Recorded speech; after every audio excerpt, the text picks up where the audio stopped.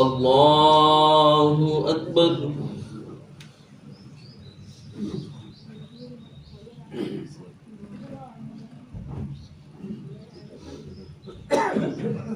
الحمد لله رب العالمين الرحمن الرحيم مالك يوم الدين إياك نعبد وإياك نستعين اهدنا الصراط المستقيم صراط الذين أنعمت عليهم غير المغضوب عليهم ولا الضالين.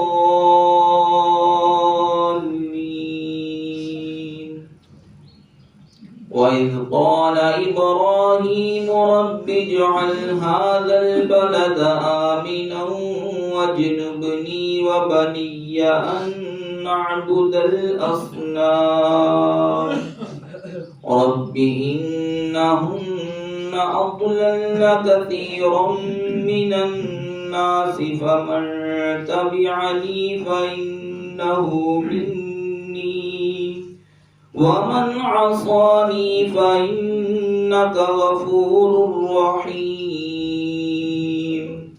ربنا إني أسكنت من ذريتي بواد غير ذي زرع عند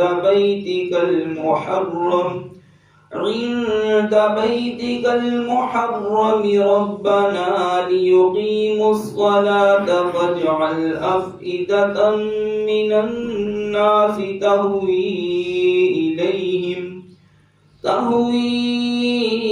إليهم وارزقهم من الثمرات لعلهم يشكرون. ربنا إنك تعلم ما نخفي وما نعلن وما يخفى على الله من شيء في الأرض ولا في السماء. الحمد لله الذي وهب لي على الكبر إسماعيل وإسحاق إن ربي لسميع الدعاء. رب اجعلني مقيم الصلاة ومن ذريتي ربنا وتقبل دعاء. ربنا اغفر لي ولوالدي وللمؤمنين يوم يقوم الحساب. الله أكبر.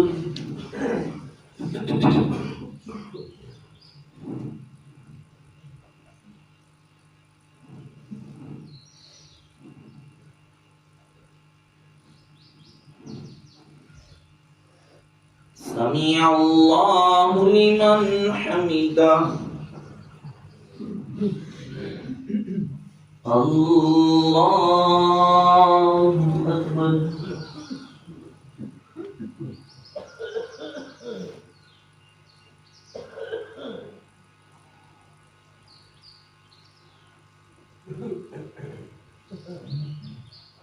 الله أكبر.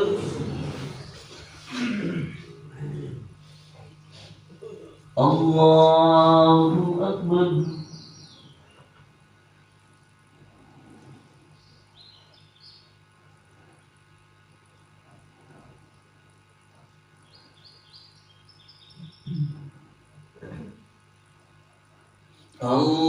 الله أكبر.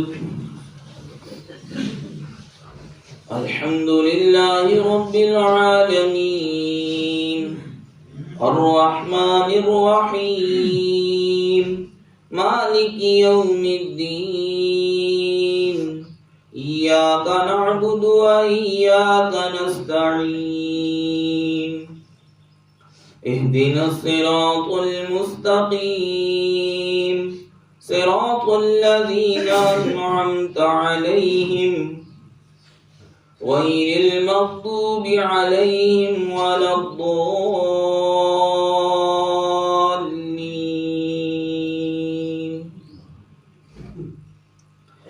قد أفلح المؤمنون الذين هم في صلاتهم خاشعون والذين هم عن اللغو معرضون والذين هم للزكاة فاعلون والذين هم لفروجهم حافظون إلا على أزواجهم أو ما ملكت أيمانهم فإنهم غير ملومين.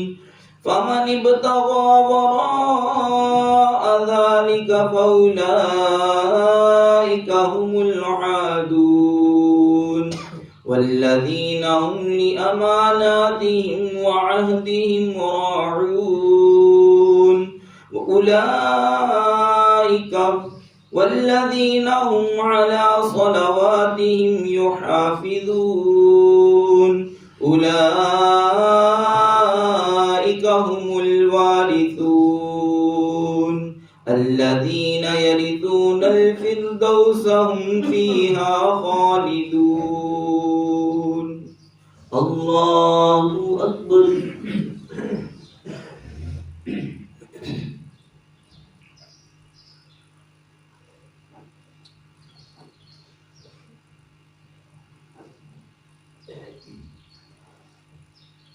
سمع الله لمن حمده. الله أكبر.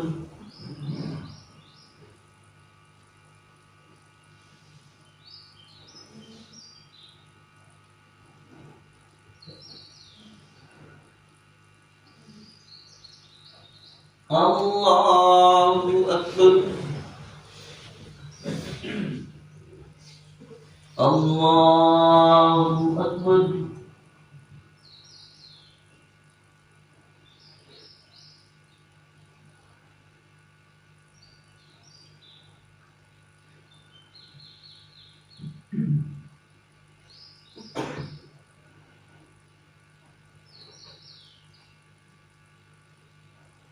الله أكبر.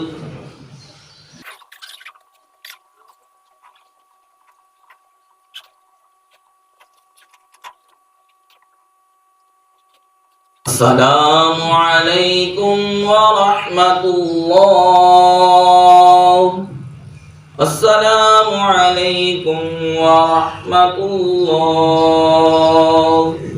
الله أكبر. استغفر الله استغفر الله استغفر الله. لا إله إلا الله. لا إله إلا الله. لا إله إلا الله. لا إله إلا الله. لا إله إلا الله محمد رسول الله.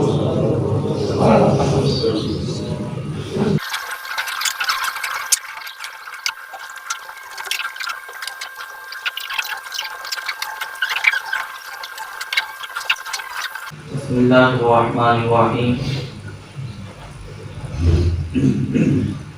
وعن انس رضي الله تعالى عنه قال كان النبي صلى الله عليه وسلم يكثر قبل ان يصلي على رطبات فإن لم تكن رطبات فتميرات فإن لم تكن تميرات حصوات من ماء. हज़रत अनस रज़ी अल्लाह तआला अन्हु से रिवायत है, वो कहते हैं कि नबी पाक सल्लल्लाहु अलैहि वसल्लम नमाज पढ़ने से पहले, मगरिब की नमाज पढ़ने से पहले चंद तर खजूरें उनके साथ तारीफ फरमाते थे। چند تر کھجوروں کے ساتھ افطاری فرماتے. بس اگر وہ تر کھجوریں نہ ہوتی تو آپ صلی اللہ علیہ وسلم شواروں کے ساتھ افطاری فرماتے. بس اگر شوارے بھی نہ ہوتے تو حضور صلی اللہ علیہ وسلم پانی کے چند گھونٹ ان کے ساتھ افطاری فرماتے. آپ حضرات نے حدیث پاک سنی. اس حدیث پاک میں ایک دو چیزوں کا ذکر ہے. ایک تو یہ کہ آپ صلی اللہ علیہ وسلم کھجور کے ساتھ افطار فرماتے تھے. پہلے کھجور تر کھجور جو عام کھجور ہوتی ہیں اگر وہ میسر نہ ہوتی تو پھر جو ہے شوارے کے ساتھ یہ خشک کھجور جسے کہا جاتا اس کے ساتھ آپ صلی اللہ علیہ وسلم افطاری فرماتے. اور اگر وہ بھی نہ ملتی تو آپ صلی اللہ علیہ وسلم پانی کے چند گھونٹ کے ساتھ جو ہے افطاری فرماتے. اور اس حدیث کے اندر جو ہے نماز کا ذکر ہے. اس کا مطلب یہ ہے کہ آپ صلی اللہ علیہ وسلم بہت زیادہ نہیں کھاتے تھے افطاری کے لیے.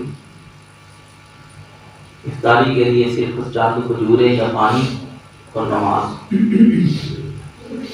ہم لوگوں کا کیا کہ زیادہ تر جو ہے ہم نے 10 منٹ جو ہے جیسے وہ ٹائم نکالا ہوا اتنا دیر کھانا ہے اور اس کے بعد جو ہے نماز پڑھنی. یہ حضور صلی اللہ علیہ وسلم کا طریقہ نہیں ہے. اتنی دیر تک افطاری کے لیے کھاتے پیتے رہیں. کھانا جو ہے نماز کے بعد ہے اور افطاری پانی کے ساتھ یا ایک دو کھجور وہ تو کہہ لو کہ اذان کے دوران بھی بندہ کھا کے جو ہے وہ بیٹھ جاتا ہے نماز پڑھ سکتا ہے. تو نماز جو ہے آپ صلی اللہ علیہ وسلم جلدی پڑھ لیا کرتے تھے. وعن زید بن خالد قال قال رسول اللہ صلی اللہ علیہ وسلم من فطر صائما او جهز واديا فله مثل اجره. نبی کریم صلی اللہ علیہ وسلم نے فرمایا کہ جو روزہ دار کو افطار کرائے یا غازی کی مدد کرے, غازی کو سامان کے ساتھ مدد کرے, اس کو انہی کی مثل اجر ہے. آپ حضرات نے حدیث پاک سنی. اس حدیث پاک میں یہ فرمایا گیا ہے کہ روزہ دار کو افطار کرانا اور غازی کو سامان جہاد وہ لے کے دینا. یہ فرمایا کہ جو یہ کام کر کے دے گا اس کو بھی جہاد کرنے کا اور روزہ رکھنے کا ثواب ہوگا. یہ یاد رکھیں کہ اگر ایک بندہ پیسے لگا کے 10 روزے داروں کی افطاری کروا دیتا ہے ٹھیک ہے, اس کو 10 روزے رکھنے کا ثواب ملے گا, لیکن فرض ادا اسی وقت ہوگا جب وہ خود روزہ رکھے گا. روزہ رکھنا علیحدہ فرض ہے اور افطاری کرنا علیحدہ ثواب ہے. یہ جو ثواب کا ذکر ہے کہ جو بندہ جتنے کو بھی افطاری کرائے گا اس کو اتنے روزوں کا ثواب ہوگا جتنے روزے دار افطاری کرنے والے ہیں, لیکن اپنا فرض تبھی ادا ہوگا جب بندے نے خود رکھنا ہے. تو میرے کہنے کا مقصد یہ ہے کہ یہ نہ ہو کہ بندہ یہ ایسی حدیثیں سن کے کہے کہ میں 30 روزے ہیں تو 30 افطاریاں کروا دوں تو بچ جاؤں گا. نہیں, 30 روزے بھی رکھنے پڑیں گے. وعن ابن عمر رضی اللہ تعالی عنہ قال كان النبي صلی اللہ علیہ وسلم اذا افطر قال ذهب الظمأ وابتلت العروق وثبت الاجر ان شاء الله تعالی. حضرت ابن عمر رضی اللہ تعالی عنہ روایت کرتے ہیں کہ کہتے ہیں نبی پاک صلی اللہ علیہ وسلم جب افطار فرماتے تو آپ صلی اللہ علیہ وسلم فرماتے پیاس چلی گئی, رگیں تر ہو گئی, اجر ثابت ہو گیا, اجر اللہ تعالیٰ نے چاہا. جب بندہ افطار کرتا ہے تو افطاری کے دوران جو ہے زیادہ تر پیاس کا غلبہ ہوتا ہے. پانی پی لینے سے پیاس چلی جاتی ہے اور جو جسم کی رگیں ہوتی ہیں سوکھ جاتی ہیں, وہ تر ہو جاتی ہیں. اور یہ اگرچہ وقتی طور پہ جو ہے وہ بہت بڑی نعمت ہے, لیکن اس کا بھی شکر ادا کرنا چاہیے. تو یہ حضور صلی اللہ علیہ وسلم اس طریقے کے ساتھ اللہ کا شکر ادا کرتے ہیں کہ یا اللہ پاک روزہ افطار کیا, پانی کے ساتھ پیاس چلی گئی, پیاس ختم ہو گئی, رگیں تر ہو گئی, سکون مل گیا. اب جو ہے اگر تو نے چاہا تو روزے کا ثواب بھی وہ بھی ثابت ہو جائے گا.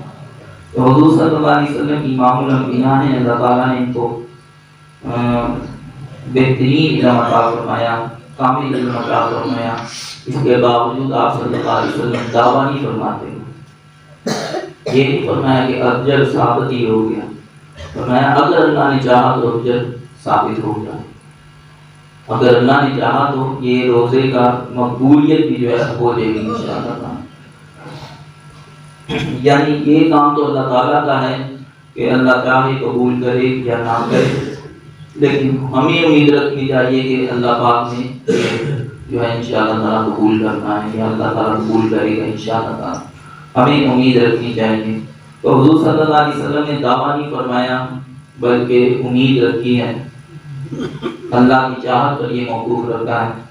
آج کے دور میں جو ہے یہ دعویٰ کرنے والے بڑے سننے میں آتے ہیں جو دعویٰ کرتے ہیں۔ ابھی صبح جو ہے کانوں کے اندر آواز پڑ رہی تھی کہ ان دو تقوی نے کی کہنا جن نے کلمہ نبیرہ پڑھے، یہ بات ہو رہی ہے۔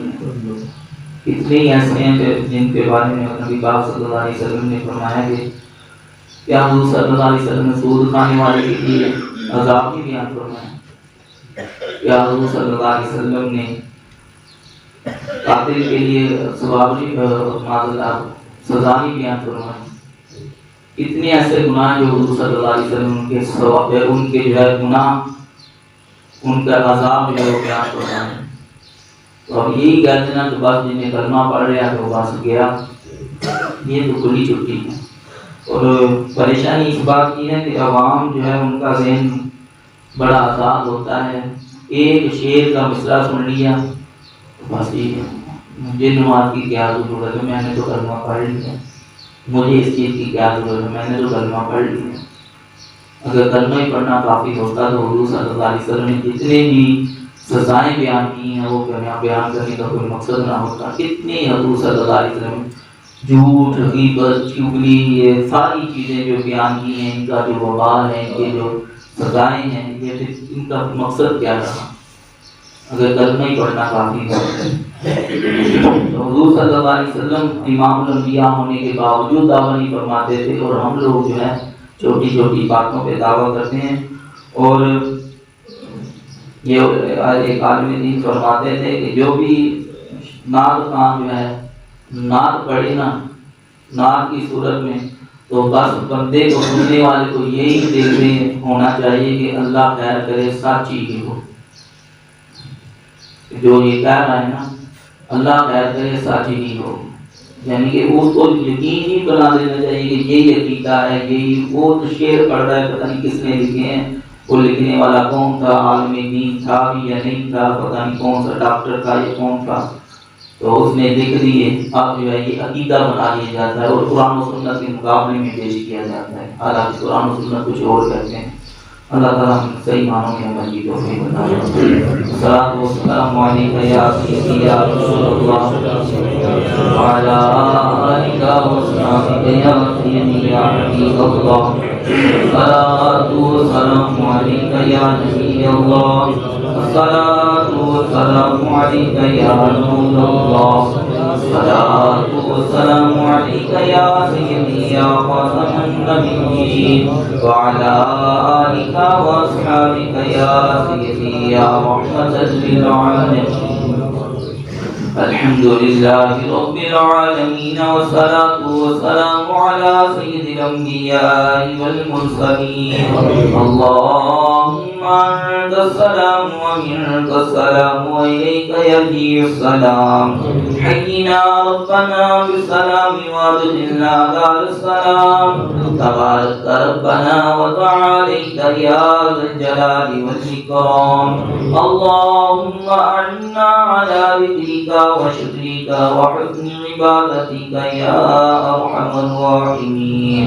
یا الہی نماز فجر کو اپنی بارگاہ میں قبول فرما، یا الہی اس کے اندر جو کوئی غلطی کوتاہی ہوئی اپنی مہربانی سے معاف فرما، یا الہی ہمارے صغیرہ کبیرہ گناہوں کو معاف فرما، یا الہی ہمارے والدین، اساتذہ کرام، مشائخ اعظام، تمام مؤمنین مؤمنات کی بخشش و مغفرت فرما، یا الہی پریشان حالوں کی پریشانیاں دور فرما، بیماروں کو شفا عطا فرما، بے روزگاروں کو اچھا روزگار عطا فرما، یا الہی رزق حلال برکت والا نصیب فرما، یا الہی تیری کی اور تیرے محبوب کی اتباع میں رہتے ہوئے رزق حلال کمانے کی توفیق عطا فرما یا الہی اپنا فضل و کرم شامل حال فرما رمضان مبارک و احترام اور اس کے روزے رکھنے کی توفیق عطا فرما وصلی اللہ تعالی علی رسولہ خیر خلقہ محمد